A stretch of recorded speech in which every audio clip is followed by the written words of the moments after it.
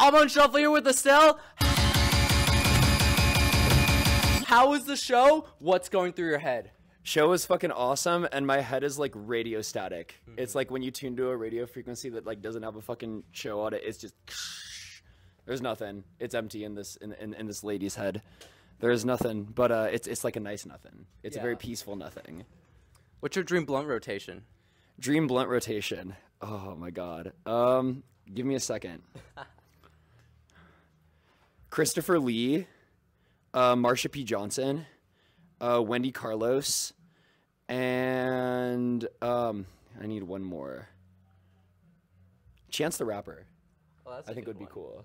What are some like bizarre like kind of internet things you want to sample in the future? I have a song that's not out yet where I sampled the scream at the end of The Scary Maze because that traumatized. Wait, can I'm allowed to curse or? Yeah. Oh yeah. You can say whatever. That should traumatize the fuck out of me as a kid. I feel like there was a period of the internet.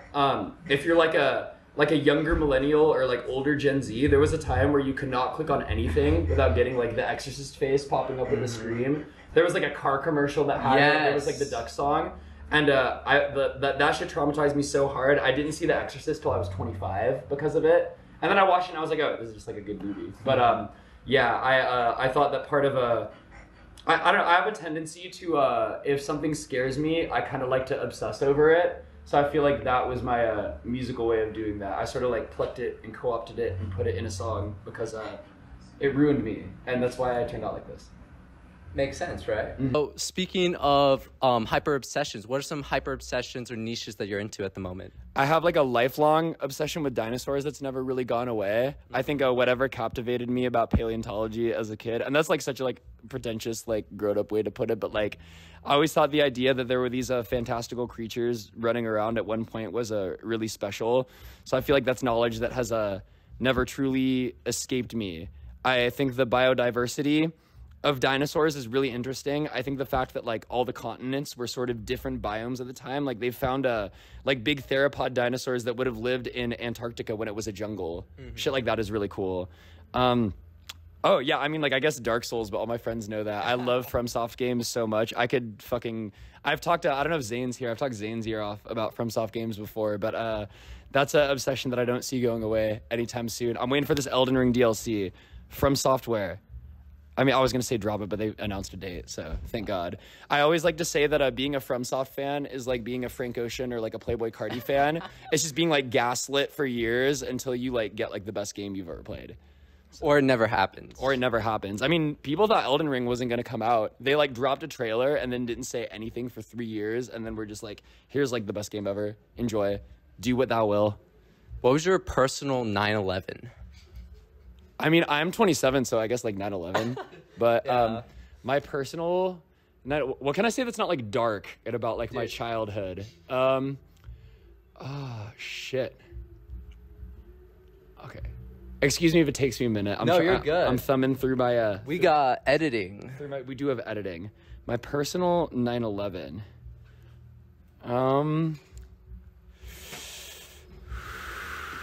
Yeah, I'm gonna just say 9/11. Yeah. I don't know. Yeah, that was pretty traumatic. You know what's fucked up is when I was in kindergarten, like right after that happened, they had us draw pictures of it for like a class assignment as a way of like processing like the trauma of like knowing that it happened but not understanding it. So I remember like having to draw the Twin Towers with like a plane flying into it, and looking back objectively as an adult, I think that's like super fucking weird. It is. Shout out Miss Fakara, my kindergarten teacher. She hated me and thought there was something wrong with me. I once we had like a class picnic, or it was like a pizza party type of thing, and there was some chaperone, and like I spilled lemonade all over my jeans, and Miss Fakara and the chaperone jokingly told me that the only way to clean it off was to flush it down the toilet. So my being a gullible 5-year-old, I went into the bathroom and like flushed it down and clogged the whole toilet, and then they thought I was even more unwell. Did they send you to any special schools or classes for that? For some reason, no. I don't know. I think that might just be like a product of the time. They're kind of just like, this bitch will figure it out. I did not. But, you know, I play music now, so there's probably pretty dope. Yeah. And speaking of music, your album cover, as seen on my shirt, is a baby. smiling Ted Kaczynski, also known as the Unibomber, if you don't know. Now you know. Ton of video essays for that. What is your relation to him, and why did you put him on your album cover? Trans pride. Why? I will not elaborate further. Okay, awesome. And if you could meet the Unibomber, what is something you want to ask him?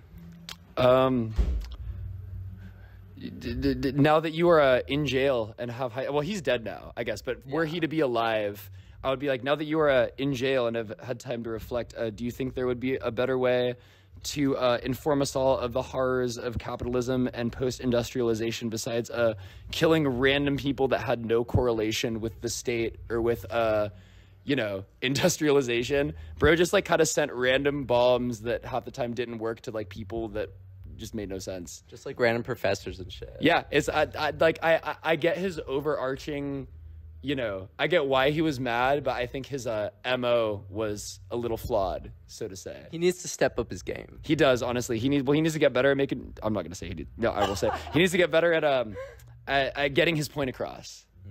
But he can't because he's dead. So, who are some hyperpop or scene artists that you really want to collab with in the future? If I can ever get Laura Less on a song, we're making Music 5. I've told myself that countless times.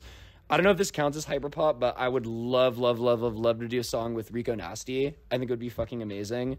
I think the cool thing about like hyperpop, right, is that it's kind of just it's kind of like grunge. It's a word that like the media has ascribed to like a scene as opposed to like a singular sound. So there's kind of like a lot of artists that sort of like loosely fit under that umbrella. Like, about like Hyperpop Daily, like the Instagram page, like the meme page? Yeah.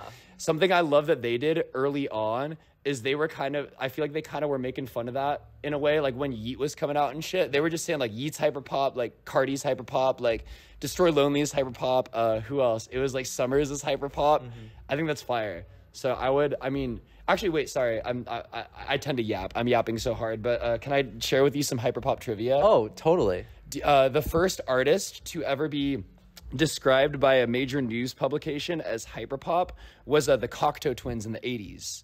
There was an article that ran, I believe, in the NME that was like, hyperpop act Cocteau Twins stuns with like new genre of music. So considering that they're, I guess, technically the progenitors, I don't know if that's how you pronounce that, hyperpop, it would be sick to get the Cocteau Twins in the studio.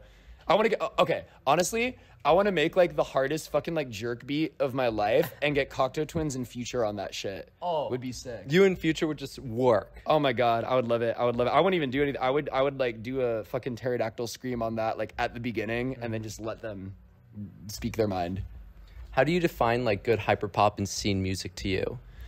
I guess the same as I would like any other kind of music, just like with heart and a care and love for the kind of music they make, because I think it's something you can definitely tell the difference with. So I think I think back to the first time hearing 100 Gex, like I really needed to hear that first album when it came out because it kind of reminded me that music is supposed to be fun. Like you put on headphones and listen to 1,000 Gex and you're like, you're not thinking like, oh, these two are like taking it so seriously while they're making it. It's like, wow, like, they made this in like different states over the internet and they were having so much fucking fun. And so I think the thing that makes good hyperpop is, fun. It's being able to listen to something and having it be so contagious that it makes you want to go like make something stupid no matter like how bad or how good it is, but just for the sheer joy of creating and having a silly time. And is that how you kind of like make your music and put out music is, oh, I had fun doing this. This is going to be on the album? When it's good. I make a lot of shitty stuff that I take really seriously and I like bang my head against the wall trying to get right. But I was talking to a friend of mine about this the other night. I feel like no matter what kind of music or art you make, and like I think this could even extend beyond art or music. Like I like to think that you could get this feeling while like building a chair. Like I think carpenters probably feel this too, architects, etc. Whoever made this sofa. But like it's a nice sofa, it's super comfy. But I think when you're creating anything, you kind of get this what's the word I'm looking for? You just get this like feeling that there is no denying, there's no arguing with. It's the feeling that occurs right before the self-awareness and doubt of like, oh shit, like people are gonna hear this and what are they gonna think sets in. But it's that feeling of like, I just made something I like. And I try to let that feeling be a compass. It's kind of like a game of like warm or colder, or like pin the tail on the donkey, you know? Like if I'm making a production decision or like a lyric writing decision or just like any musical decision, if it leads me to a more potent version of that feeling, then it is worth seeing through. And if it leads me further away, then that shit is gonna stay on my hard drive, half done, until I die. And final question, who's the realest motherfucker you know? Realest motherfucker I know. Alon from Wawa. Ooh, shout out Wawa. Why? Bro's locked in. He's locked in? Bro is locked in. Bro taught me the meaning of locked in. And not even verbally. Like it's not like bro sat me down and was like, here's how you lock in. We just played some music together, and I learned the meaning of being locked in, and it has not escaped me since. Beautiful answer. Any upcoming projects or final words you want to share? I got an album coming out this year. It's called A Strange Creature, and it's about being a confused transsexual falling in love, and what that means at the intersection of those two things. Because, I mean, this is something I talked to Anita, who I'm on tour with a lot as well, but I think, and this is funny because I feel like definitely my music kind of plays into this stereotype, but there's sort of this meme around where it's like, oh, like, you know, like trans guys make like ukulele music that's like la la la, like I'm a cute little bug, and like trans girls make music that's like Transformers fucking, and it sounds terrible.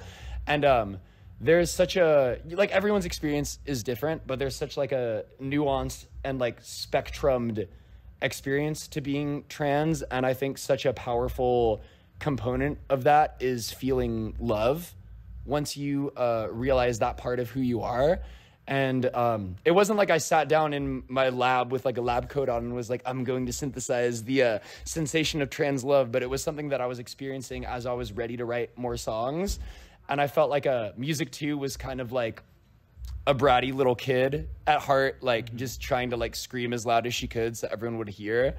And with the new stuff, I think it's a lot more about experiencing love from the place in life I am now, and just what that means to me and what it might mean to people like me. I got one additional question. What would be like a song that would represent like the trans community, or like a trans anthem in a way? I can't speak for all of us, but I will say, if someone drops Immaterial by Sophie in the club, like every trans person is gonna throw more ass than you have ever seen in your entire fucking life. Like if I were to ascribe one song to the experience in a general sense, I have seen the most people like simultaneously like cry and like twerk to that. So I think there's something there. There's definitely something there. Well, I'm on shuffle, and we are out of here. You should drunk drive, you'll be fine. You see what I'm saying,